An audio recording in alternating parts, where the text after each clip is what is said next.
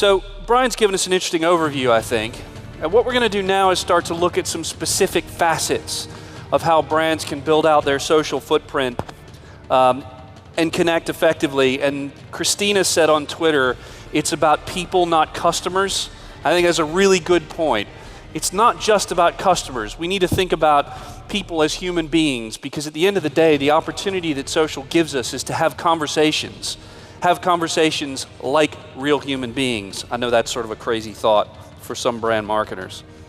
So I'm going to invite Roberto Mainardi to join me up here. We're going to kind of have a little wander around the stage.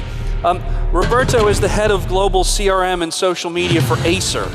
I suspect there's some Acer netbooks sitting on people's laps out here. At least I hope there are, Roberto. Probably. We're going to talk a little bit about how you bring the voice of the customer into your business. Roberto's got a couple of slides, but I've got a question to start us with. Sure. Can you tell us a little bit about why Acer got into social? What are you doing? What are your goals? What's the strategy?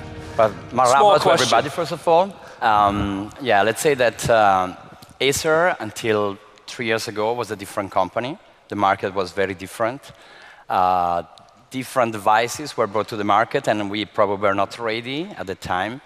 We are used to sell 40 million devices a year, and suddenly that was no more the situation. So we started thinking what was wrong, and probably what was wrong was that we were talking to shops, reseller, whatever, but we were not having a relationship with customer. So we decided to start having that, and we slowly built an audience.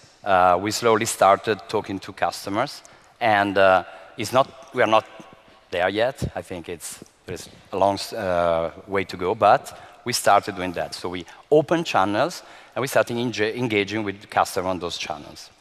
One of the things we have done, as an example, is making sure we could give a voice to customer on our product, because our product are for customer, for end user. And when somebody needs to buy a product, they want to know whether the product they are thinking to buy is the right product. And so for this reason, we started, as an example, having customer reviews on our sites. Cool. What challenges have you faced as you've got that program running and started having those conversations? What obstacles have you run into? I suspect this is a question a lot of people out here are really interested in. The challenges were that, of course, the company was different in the mindset. So just even thinking that somebody could write a review on our website, so touching a digital properties we had, was considered by many a really dangerous thing. And this, of course, was also due to the mentality of people that were used to those huge sales without doing any of these activities. So I think I spent 6 months discussing with our execs and convincing them that people needed to have a voice. I wouldn't number the PowerPoints I have to create and the research I have to show. Let's say that one thing that I found useful was a quote by a marketer that I like a lot. It's called Martin Lindstrom. And basically, he says, in the future, a brand is owned by people, no more by the company that owns the brand. So this is helping to move to the next level. So people need to be part of the discussion or the conversation, because people trust more other people than they trust the brand. If you are on a highway and you see a billboard about Acer, yes, you can see that there is a new product, but how is the product? Only other people can tell you, because they are people like you that had to face a choice. They chose to have that particular machine, and they're using it. So if they're happy, they think that they can be happy as well. So that's the approach. That's brilliant. And there's a really interesting insight here, which is that I think a lot of brand marketers, especially, when they start thinking about social media, they think about Facebook and Twitter and maybe Instagram and whatever else. But actually, you guys recognize that the way that your customers talk about your product, wherever that's happening, that's the sort of core of socialness, isn't it? Every single digital channel where people can interact and talk about us is, for us, social. So we are not focusing on channel, we are focusing on how to interact with people wherever they are. That's the approach. So you got started thinking specifically about customer reviews, because obviously that has massive impact on how people view you, how people view the brand, how people view the products. Did you make a decision to kind of get involved and start engaging with people around those customer reviews? And then what did you decide to do? Well, of course, having customer reviews in theory is easy. You just put a form on your website and people can just go there and write what they think. But then we start thinking, okay, somebody needs to see whether profanity, bad words, something like that can be put. And also, how can you make sure your people don't prevent reviews to get through and arrive on the website? Because you need to be transparent. The approach is that everybody needs to have a voice. So we went scouting on the market, and we found a brilliant platform out there. So people that give you service and whatever. We chose in the end Review because simply because they tell you, you will never, as a brand, be able to take down any review. That will be there forever for you because it's the voice of customer that is arriving to your website.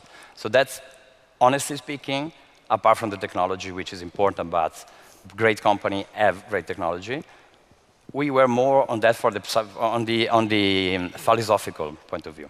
Brilliant. And did you see some benefits then from beginning to have these conversations? And both, I think from your, I was about to say customer, from people's perspectives, as you began having these conversations, did you feel like they had benefits? What benefits did you see both for you guys as a brand and for those, I'm sorry, customers? Now, there are two aspects, of course. People, through in the way we have implemented platform, have been able to interact between each other. So there is an area of the reviews where you can go and ask information about the product to your peers. So when customers leave a review, and only real customers can leave a review because they have registered their product, they can also make themselves available to answer questions by fellow customers. So if a customer has a problem or a question to ask, it's like, is this tablet suitable to go on the beach? Really, is that okay? Can it get ruined? And customer will reply, and we have been seeing a lot of interaction there. And it's one of the areas where people interact, and where also Acer can jump in case there is something to clarify. That's a good point. But people are there in a, let's say, intermediate space. It's not the brand space, it's their space, even if managed by an intermediate company. So that's really interesting. So I'm going to ask the question that all the brand marketers out here are worried about. What do you do, and what did you tell your management that you're going to do when the occasional negative review comes in? Because no company's perfect, right? Right. No. We have plenty of bad reviews. And of course, we simply take it.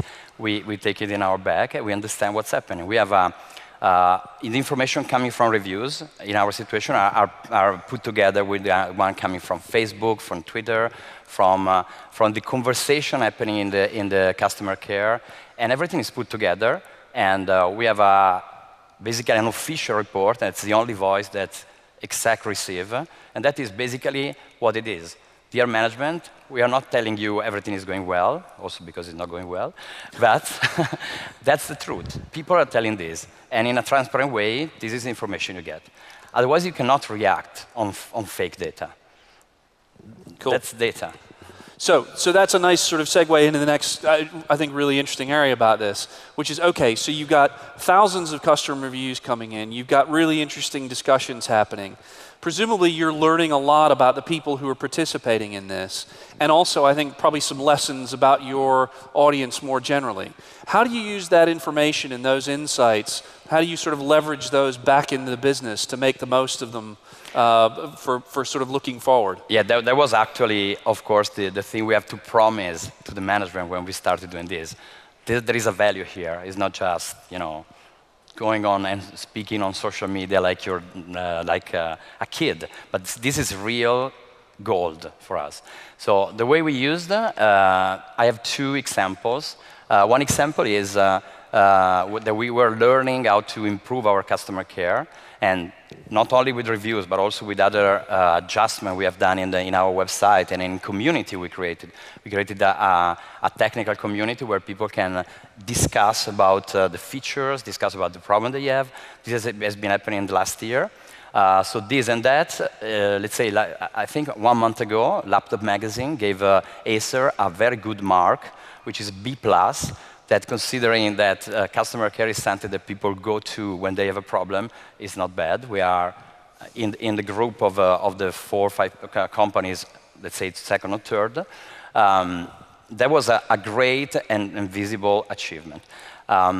The other achievement was in product. We learned from our customer comments that our flagship product, the Aspire S7, which is an ultrabook, could be improved.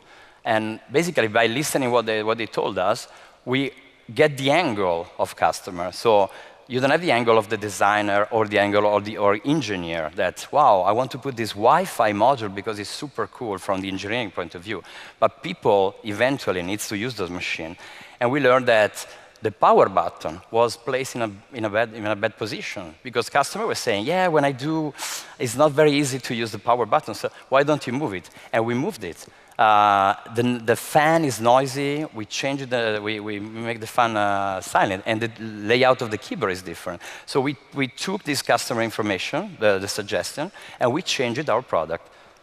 I think it's really interesting. There's a really interesting point you raised there, and lots of the companies I work with have this challenge. How do you take customer insights back into product development when the product development horizon might be months or years? And then how do you tell the customers that you've done that? So for example, when somebody says the power switch is in the wrong place and you sort of say, right, we're going to move it, do you go back into the community and say to the customer, we've made a decision to move it in the next model, it's going to, how do you kind of manage those decisions and communicate that back to the community? So yeah, we are not yet okay. feeding this back to the community, but surely we got this information, we brought this to our engineering team. And this was brought also directly with under the control of the top execs. Of course, the top execs need to be controlling this. And how were the engineers? Were the engineers cool? Engineers are not happy, but Brilliant. Cool. I think the last big question, so challenges, always to me the most interesting bit. What have you learned from this whole experience since you've kicked all this off and started inviting customers to contribute to your web platforms and your social ecosystem? What have you learned that everybody else out here should know? What are the 2 or 3 things that everybody should benefit from your experience on? I think the main thing is that it was wrong to be worried. Everybody was worried in the beginning because, it's a giant step. There is no reason to be worried because eventually people will. So those discussions that are happening maybe in an isolated community somewhere, they will become big. So it's pointless to avoid touching this channel. It's pointless to even avoid to touch the discussion with your exec. Things will come out. So the sooner you start, the better it is. And that's one. And the other part is that the whole process of starting, having customers part of your decision-making process, is a way to help you move away from the silos that you have in the organization. So Brian was talking about the silos in technology.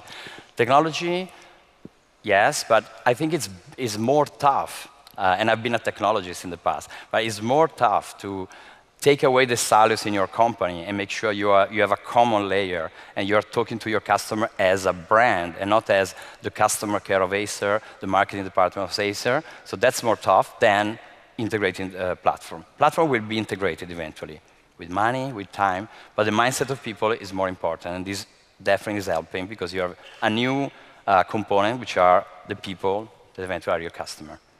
Brilliant. Any final thoughts? Not really. I'm really scared about the next panel and your question. Right. Well, thank you very much, Roberto. Great insights. Appreciate it. Thank you. Thank you.